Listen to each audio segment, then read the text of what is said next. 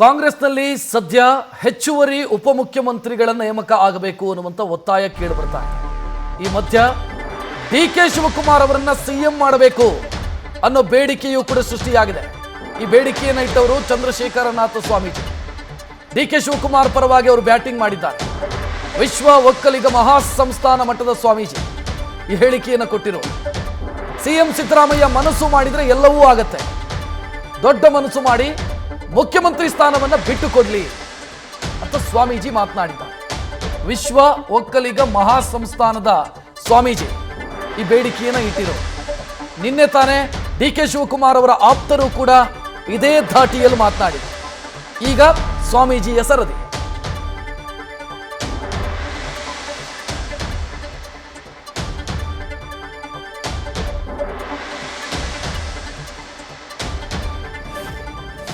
ದಯವಿಟ್ಟು ಬೆಂಗಳೂರನ್ನ ಯಾವುದೇ ಕಾರಣಕ್ಕೂ ಭಾಗಗಳಾಗಿ ಮಾಡಬೇಡಿ, ಒಂದಾಗೇ ಇರಲಿ, ಅದು ಬೆಂಗಳೂರು ನಾಡು ಹಾಗೆ ಅಂತ ಇರಲಿ.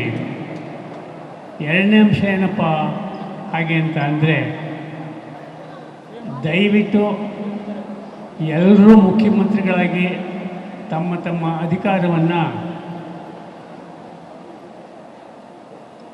ಸ್ವಾದ ಮಾಡಿದ್ದಾರೆ. ನಮ್ಮ ಡಿ.ಕೆ. ಶಿವಕುಮಾರ್ ಒಬ್ಬರು ಮಾತ್ರ ಮುಖ್ಯಮಂತ್ರಿಗಳಾಗಿಲ್ಲ. ಆದ್ದರಿಂದ ದಯವಿಟ್ಟು ನಮ್ಮ ಸಿದ್ದರಾಮಯ್ಯನವರು ಈಗಾಗಲೇ ಅನುಭವ ಮಾಡಿದ್ದಾರೆ. ಈ ಮುಂದೆ ನಮ್ಮ ಡಿ.ಕೆ. ಶಿವಕುಮಾರ್ರವರಿಗೆ ಅಧಿಕಾರ ಬಿಟ್ಟುಕೊಟ್ಟು ಅವ್ರಿಗೆ ಒಳ್ಳೆಯದಾಗಲಿ ಅಂತ ಹೇಳಿ ಅನುಗ್ರಹ ಮಾಡಲಿ ಅಂತ ಅವರಲ್ಲಿ ಕಳಕಳಿ ಕೇಳ್ಕೊಳ್ತಕ್ಕಂಥ. ಯಾಕೆಂದರೆ ಸಿದ್ದರಾಮಯ್ಯನವ್ರು ಮನಸ್ಸು ಮಾಡಿದ್ರೆ ಮಾತ್ರ ಆಗ್ತಕ್ಕಂಥದ್ದು, ಇಲ್ಲದೇ ಇದ್ದರೆ ಆಗೋದಿಲ್ಲ. ಆದ್ದರಿಂದ ಸಿದ್ದರಾಮಯ್ಯನವ್ರಿಗೆ ಮತ್ತೊಮ್ಮೆ ನಮಸ್ಕಾರ ಮಾಡ್ತಾ, ನೀವು ದಯವಿಟ್ಟು ಡಿ.ಕೆ. ಶಿವಕುಮಾರ್ ಅವ್ರನ್ನ ಮುಖ್ಯಮಂತ್ರಿಗಳಾಗಿ ಮಾಡಿ ಅಂತ ಕೇಳ್ಕೊಳ್ತಾ ಇದ್ದೆ. ಇದು ಕೊನೆಯಲ್ಲಿ ಹೇಳ್ತಕ್ಕಂಥದ್ದು. ನಿಮ್ಮೆಲ್ರಿಗೂ ಗಮನಿಸಿದ್ರಿ, ಸಿಎಂ ಕೂಡ ಇರುವಂಥ ವೇದಿಕೆ ಅಂದರೆ ಕಂಠೀರವ ಸ್ಟೇಡಿಯಂನಲ್ಲಿ ನಡೆದಂಥ ಕೆಂಪೇಗೌಡ ಜಯಂತಿ ಕಾರ್ಯಕ್ರಮದಲ್ಲಿ ಭಾಗಿಯಾದಂಥ ಸಂದರ್ಭದಲ್ಲಿ ವಿಶ್ವ ಒಕ್ಕಲಿಗರ ಮಹಾಸಂಸ್ಥಾನದ ಸ್ವಾಮೀಜಿ ಈ ಮಾತನ್ನು ಆಡಿರೋದು. ಸ್ಪಷ್ಟವಾಗಿ ಅವರು ಹೇಳಿದರು, ಸಿದ್ದರಾಮಯ್ಯ ಅವರು ಮನಸ್ಸು ಮಾಡಬೇಕು ಮತ್ತು ಡಿ.ಕೆ. ಶಿವಕುಮಾರ್ ಅವರನ್ನು ಮುಖ್ಯಮಂತ್ರಿ ಮಾಡಬೇಕು ಅಥವಾ ಮುಖ್ಯಮಂತ್ರಿ ಸ್ಥಾನ ಅವರಿಗೆ ಬಿಟ್ಟು ಕೊಡಬೇಕು ಅಂತ ಹೇಳಿರೋದನ್ನು ಗಮನಿಸ್ತಾ ಇದ್ದೀರಿ. ಮತ್ತೊಂದೆಡೆ ಕಾಂಗ್ರೆಸ್ನ ಒಳಗೆ ಹೆಚ್ಚುವರಿ ಉಪಮುಖ್ಯಮಂತ್ರಿಗಳ ಸೃಷ್ಟಿಯಾಗಬೇಕು, ಉಪಮುಖ್ಯಮಂತ್ರಿ ಹುದ್ದೆ ಸೃಷ್ಟಿಯಾಗಬೇಕು ಅನ್ನೋ ಬೇಡಿಕೆಯೂ ಕೂಡ ದೊಡ್ಡ ಮಟ್ಟದಲ್ಲಿ ಅದರ ಬಗ್ಗೆ ಚರ್ಚೆ ಆಗ್ತಾ ಇದೆ. ಈಗ ಡಿ.ಕೆ. ಶಿವಕುಮಾರ್ ಕಡೆ ಸ್ವಾಮೀಜಿ ಮಾತನಾಡಿರೋದು, ನಿನ್ನೆ ಡಿ.ಕೆ. ಶಿವಕುಮಾರ್ ಅವರ ಆಪ್ತ ವಲಯದಲ್ಲಿ ಗುರುತಿಸಿಕೊಂಡಿರುವಂಥ ಬಸವರಾಜ ಶಿವಗಂಗಾ ಶಾಸಕ ಅವರು ಮಾತನಾಡಿದರು, ಉಪಮುಖ್ಯಮಂತ್ರಿಗಳನ್ನು ಬೇಕಿದ್ರೆ ಒಂದು ಡಜನ್ ಮಾಡಲಿ, ಆದರೆ ಡಿ.ಕೆ. ಶಿವಕುಮಾರ್ ಮುಖ್ಯಮಂತ್ರಿ ಆಗಲಿ ಅಂತ ಅವರು ಮಾತನಾಡಿದರು. ಸೊ ಅಲ್ಲಿಗೆ ಕಾಂಗ್ರೆಸ್ನ ಒಳಗೆ ನಡೀತಾ ಇರುವಂಥ ಹಗ್ಗ ಜಗ್ಗಾಟ ಏನಿದೆ, ಮುಸುಕಿನ ಗುದ್ದಾಟ ಏನಿದೆ, ಬೇರೆ ಬೇರೆ ತಿರುವುಗಳನ್ನು ಪಡ್ಕೊಳ್ತಿದೆ ಅನ್ನೋದು ಗೊತ್ತಾಗ್ತಾ ಇದೆ. ಮುಖ್ಯಮಂತ್ರಿ ಮನಸ್ಸು ಮಾಡಿದರೆ ಎಲ್ಲವೂ ಆಗತ್ತೆ, ಮುಖ್ಯಮಂತ್ರಿ ಸ್ಥಾನವನ್ನು ಡಿ.ಕೆ. ಶಿವಕುಮಾರ್ ಅವರಿಗೆ ಬಿಟ್ಟು ಕೊಡಲಿ ಅಂತ ಚಂದ್ರಶೇಖರನಾಥ ಸ್ವಾಮೀಜಿ, ವಿಶ್ವ ಒಕ್ಕಲಿಗ ಮಹಾಸಂಸ್ಥಾನದ ಗುರೂಜಿ ಮಾತನಾಡಿರೋದನ್ನು ನೋಡ್ತಾ ಇದ್ದೀರಿ.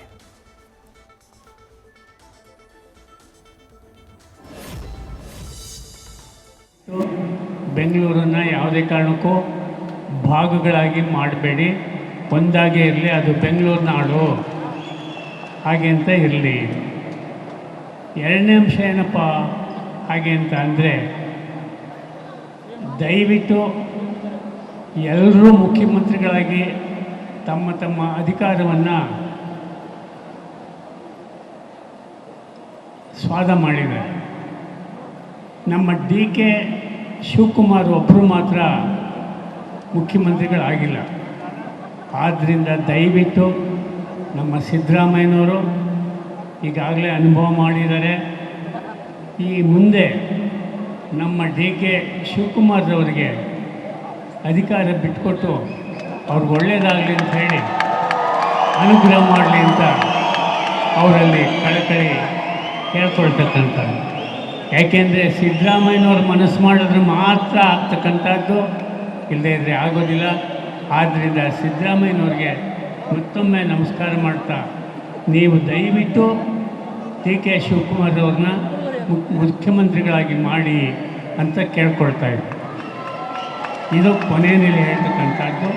ನಿಮ್ಮೆಲ್ರಿಗೂ ಆ ಭಗವತಿ ಭುವನೇಶ್ವರಿ ಆಯುರಾರೋಗ್ಯ ಐಶ್ವರ್ಯ ಕೊಡಲಿ.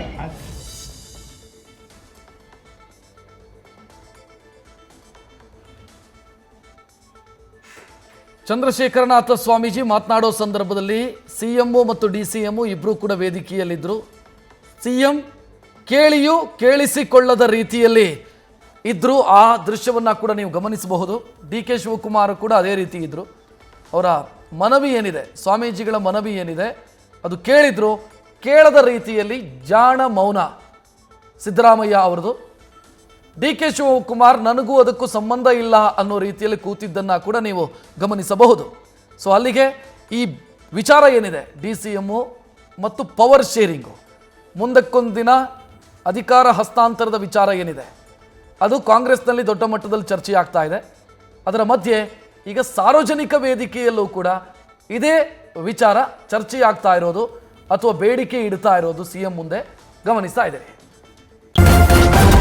ನ್ಯೂಸ್ ಫಸ್ಟ್ ನಿರ್ಭೀತಿಯಿಂದ ನಿಮ್ಮ ಪರವಾಗಿ.